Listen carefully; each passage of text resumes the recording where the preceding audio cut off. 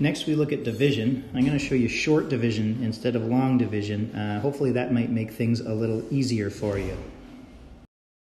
When we're doing division, the thing that we're dividing by goes on the left-hand side to make sure we're breaking this up properly.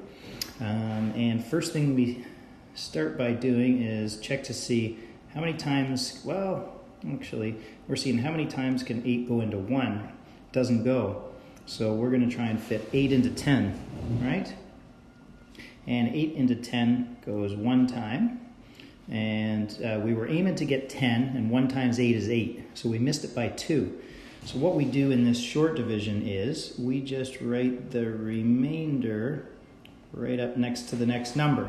So what we're now dealing with is 8 into 21.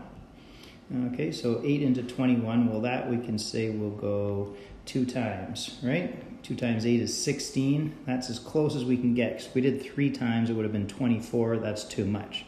So 2 8s are 16. We were aiming for 21, so we missed it by 5. And lastly, 8 into 56 is going to go 7 times.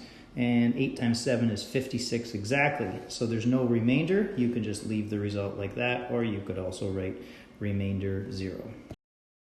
Next, we try an example where we do get a remainder. So same concept. We're trying to fit 6 into 1, and it's not going to go. But 6 will go into 14. So we're trying to get as close as we can without going over. 2 times 6 is 12. That's as close as we can get. We were aiming for 14, so we missed it by 2. And whatever we miss it by, we carry over to the next column, and we're now looking at 6 into 20.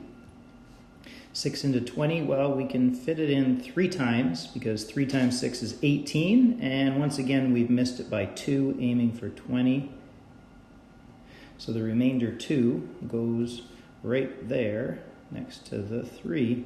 Okay, now we're trying to get 6 into 23, and it doesn't quite go 4 times. So 3 times 6 is going to be 18. We were aiming for 23, and if we count out how much we missed it by 5. Last step before we write the remainder is 6 into 59. Well, 9 times 6 is 54.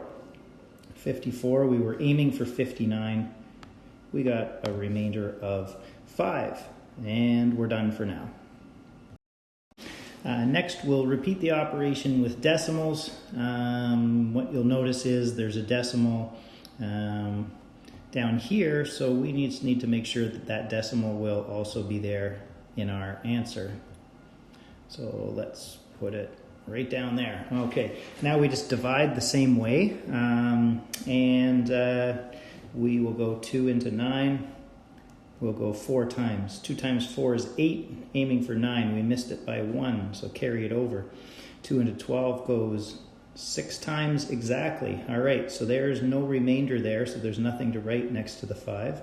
Now 2 into 5 is going to go twice.